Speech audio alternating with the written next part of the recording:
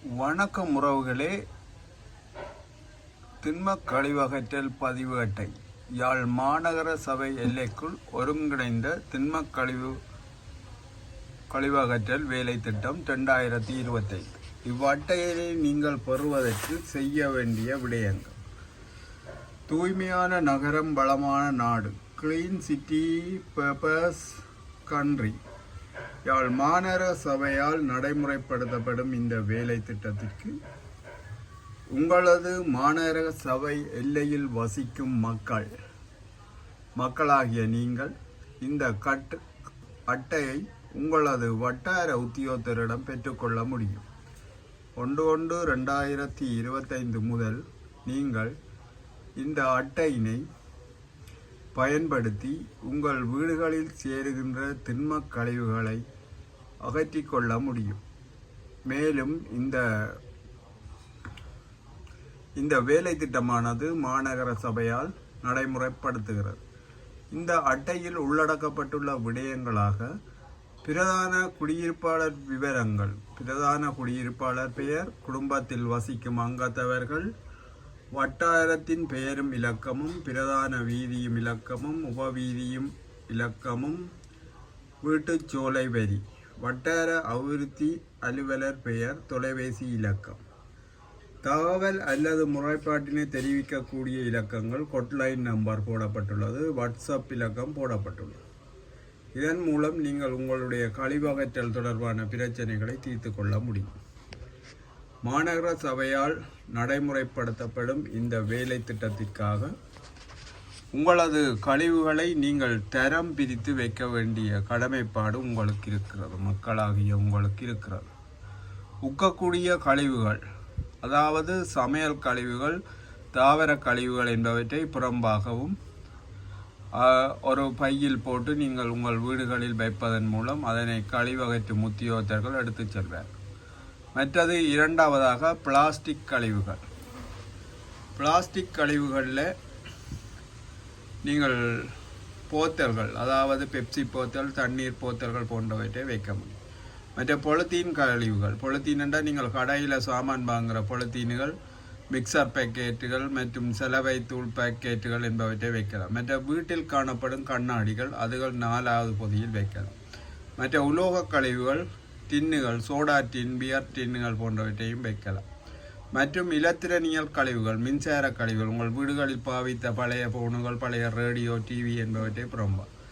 அடுத்த கடதாசி அட்டைகள், கார்ட்போர்ட் அட்டைகள் என்பவற்றை நீங்கள் அதிலே வைப்பு செய்வதன் மூலம், அதையும் புறம்பாக செய்வதன் மூலம் இலகுவாக கழிவகற்றல் நடைமுறையினை மேற்கொண்டு நகரத்தையும் சுற்றுப்புற சூழலையும் நாம் பாதுகாக்கக்கூடியதாக இருக்கும். அத்தோடு நோயாளர்கள், குழந்தைகள் பயன்படுத்துகின்ற பெம்பஸ் போன்ற சுகாதார கழிவுகள் என்பவற்றை 8வதாக நீங்கள் 8 பை உங்களது வீடுகளில் சேகரித்து வைத்தால் ஒரே நாளில் எல்லாம் செய்யறாது. நீங்கள் காலமாக சேர்க்க உக்கக்கூடிய கழிவுகள்லாம் கூடுதலாக வரும், மற்ற கழிவுகள் குறைவாக வரும். நீங்கள் அது ஒரு பேக் சேர்ந்தோடனே அவர்களுக்கு கொடுத்தால் அவர்கள் அதனை எடுத்து செல்வார்.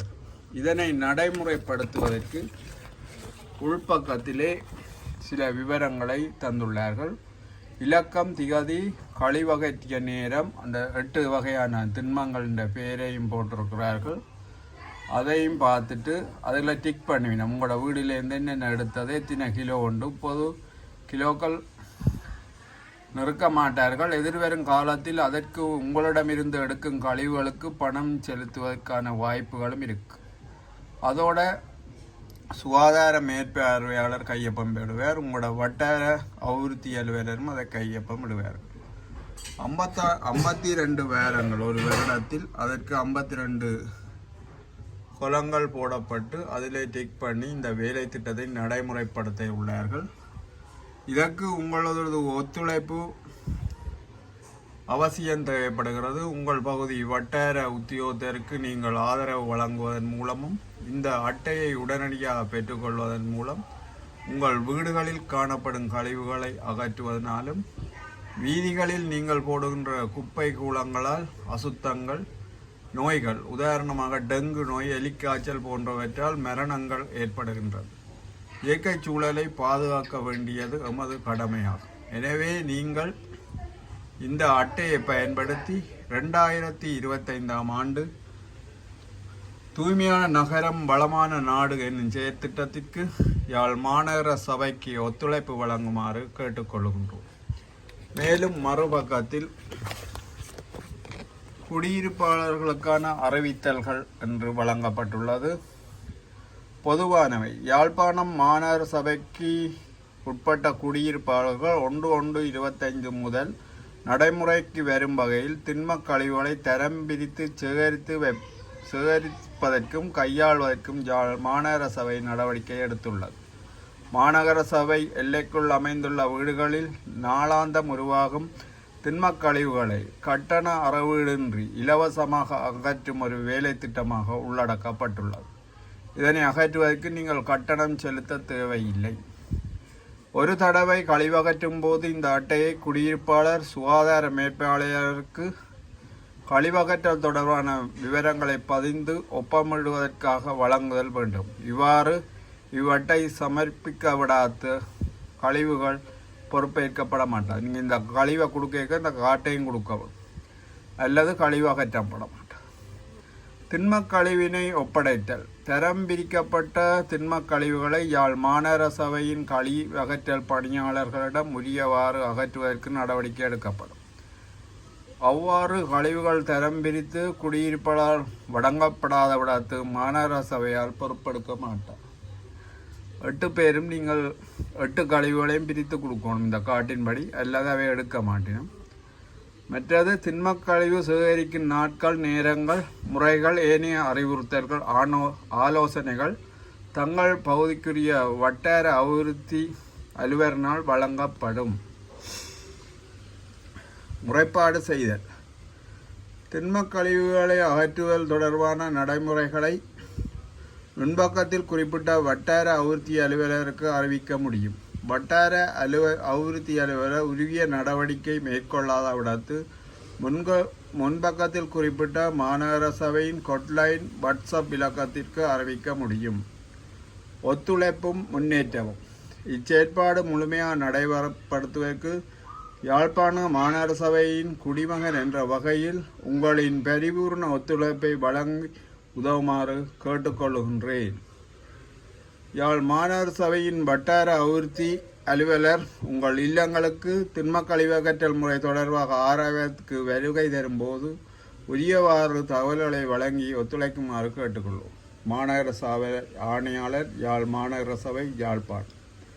1/1/2025 இந்த திட்டம் நடைமுறைப்படுத்தப்படுகிறது. இந்த அட்டை ஒவ்வொருவரும் பெற வேண்டியது கட்டாய தேவை.